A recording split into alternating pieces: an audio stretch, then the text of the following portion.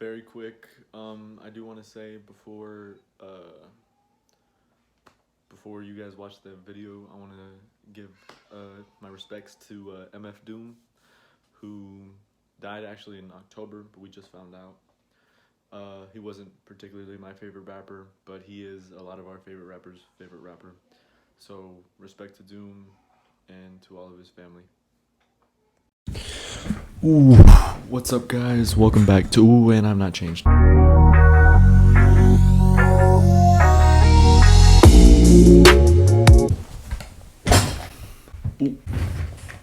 Cobra Kai Season 3. Cobra Kai being the sequel show to the 3 Karate Kid movies that came out in the 80s. One of which I'm a fan of, 2 of which could have been better. I've been following this show very recently, actually, ever since they added it on Netflix. I've heard about it before. It was on YouTube, part of YouTube Red or YouTube Premium or whatever. But I didn't really follow it because, I mean, who's going to pay for that, honestly? Nobody pays for YouTube Premium. So when it came on Netflix, I heard about it and I heard it was a good show and I checked it out and the show is good. If you haven't seen Cobra Kai already, you should definitely check it out, especially if you're a fan of the older Karate Kid movies, not that China, Jaden Smith, Jackie Chan one from like, what was it, 08, I think. Anyways, Cobra Kai Season 3 for me was pretty good. Oh, spoilers if you haven't seen the first 2 seasons of Cobra Kai, the first 3 movies of Karate Kid, and Season 3 of Cobra Kai. Season 3 opens up basically right where we left off. Miguel is in the hospital. He is in a coma. Robbie is on the run. Everyone else has been suspended and we're kind of dealing with the consequences of what happened due to this fiasco. Story-wise, though, sometimes it feels really ridiculous, but the show it's self-aware. There's a scene where Amanda, the wife of Daniel LaRusso, says something about how rivaling dojos for the soul of the valley, and in that sense, you know, you kind of remember how ridiculous the show really is. I feel like for me, it does take me out of it, especially with the ridiculousness that is John Kreese. There were plenty of times that I felt they could have just called the cops. For example, there's the scene where the Arab man that owns Kreese's building goes in to, you know, evict him with eviction papers and everything, and then he brings in two of his nephews to kick him out, which he is legally within his right to do, and John Kreese beats them up, which, I mean, you could have called the cops. As far as its ridiculousness it goes, the show manages to balance it out really well. The acting, which, I mean, you never really want to watch Cobra Kai for its superb acting because it's never going to have it. And it gets ridiculous sometimes with, especially when like Miguel cries or something like that. It sometimes, honestly, it just takes me out of the show. Samantha's in this show, I still hate her so much to this very day. Samantha, in the first season I actually liked her.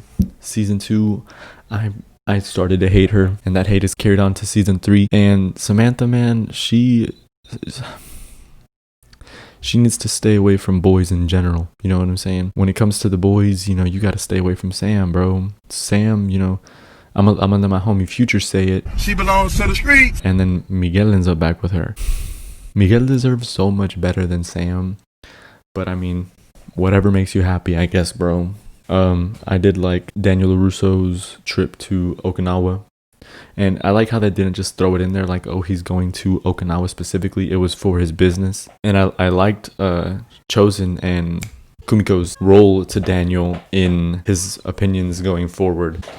Already walking. Hi, Mom. I thought that overall it was pretty funny. 3 dojos fighting for the soul of the valley. At face value, it's so ridiculous. John Kreese is such a great villain. He is so irredeemable. It's a kind of not necessarily, I'm not gonna say Joker, because he's not as bad as the Joker, or, you know, as crazy as the Joker. For example, when he does this. But I think that John Kreese is a great villain, and I think the fact that Johnny trained under him has always been a good part of the show. Johnny should definitely have gotten more screen time this season.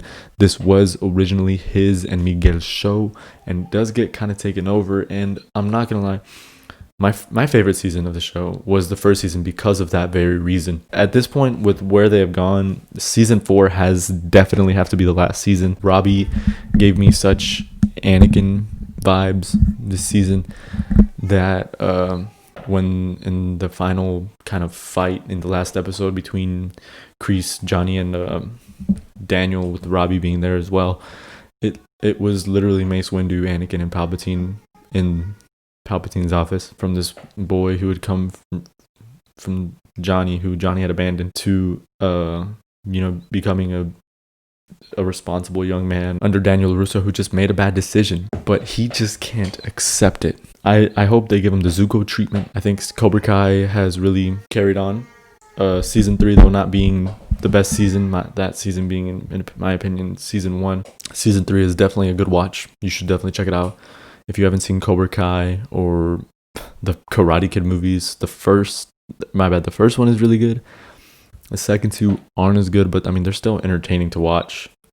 And it's nice to see the continuation of this story that I've enjoyed, and I can't wait to see where they go next with season 4. This season, I would probably have to give it a 7 or a 6.5. Hope you guys like that.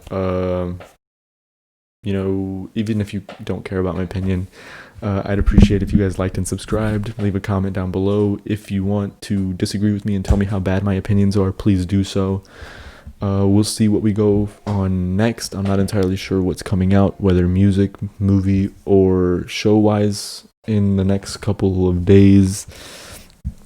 So maybe I'll go back and do something that I want to do. Who knows? We'll see. But I will see you guys in the next one. Thank you for watching.